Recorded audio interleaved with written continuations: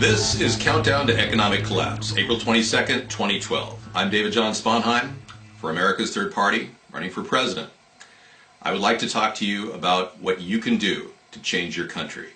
To change it at a very pivotal time when the two-party system is ruling the entire media and the political landscape. We, Americans, need to take our country back. Are you tired of foreigners getting your paycheck, getting your tax dollars, collecting food stamps and Social Security funds when you're concerned about your own future? Well, this is your opportunity to change all that, to protect the border, to get our troops home, to legalize marijuana. All of these things are part of what we stand for at America's Third Party. And if you're one of those people that is just tired of the two-party system in general, like myself, then you're going to want to hear what I have to say. We have been, as a nation, controlled by the World Monetary Fund, the IMF, the World Bank. Everyone is controlling us except for the American people. The representatives of those organizations here in the United States would be the Federal Reserve, an organization that barely skirts legality, in my opinion. The passing of the Federal Reserve Act was the biggest mistake that Woodrow Wilson made, and that was by his own admission.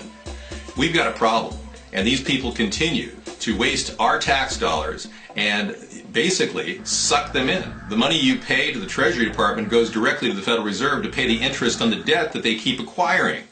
That's the problem. Now, the IMF doesn't loan out to very many countries, just the ones in their little hand-picked group, like Greece and Portugal. And obviously Germany and France are kingpins in the IMF. And England, of course, is a very big player as well. And the Eurozone gets special favor with the IMF. Our country is basically harvested like a resource and is used as kind of like a rudder on a vessel to keep it steady. Our country is the police force for the International Monetary Fund. We go around doing things like starting wars in Libya, or maybe sending in money or supplies into rebel forces in Syria. These are areas that this country needs to get out of. And we should, as a nation, recognize that the two parties have taken us into this hole, this chasm of sucking up to monetary control by the World Bank. If we don't step outside of that loop, we're going to be seen as the tyrant and the warlord around the world. And you know something? I know Americans, we're not that way. We need to get our country back on track, bring our troops home, and protect our borders. These are things that seem so natural to me, but to the American people at large, we can't do that. We don't have the power. We don't even have a lobbying group. I mean, the American people don't have a lobbying group. That's how bad it is. We need some sort of a group of people, and that's why we created America's Third Party, so we can bring this nation together, uniting people. Fiscal conservatives can unite with social liberals. There's no reason why we can't. We can find avenues that we can help create jobs, solve the education cost issues, and also provide infrastructure that will lead to a lot of improved services for Americans all around the country. We can do that and do it at a cost savings too.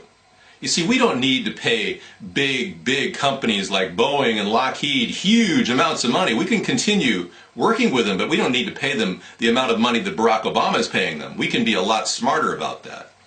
And if we do that, we will begin to control and shore up our purse strings and become solvent again. Our country cannot possibly have a spendthrift, spendaholic like President Barack Obama as the leader for another 4 more years. It's going to end up in a stalemate in Congress. They won't be able to solve any of the budgetary crises, and they won't be able to solve some of the systemic flaws in our economy, like jobs, like housing, like low-cost health care. Obamacare is not going to provide low-cost health care. It's going to shoot the cost up $1 trillion over 10 years.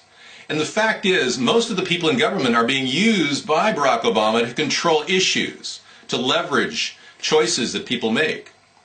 Kathleen Sebelius actually was used by Obama to control the Obamacare vote, telling healthcare insurance providers they couldn't talk to their clients about Obamacare. That's one thing he did, which I believe is illegal.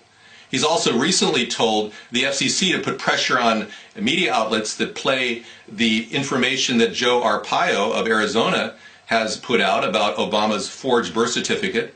That's just completely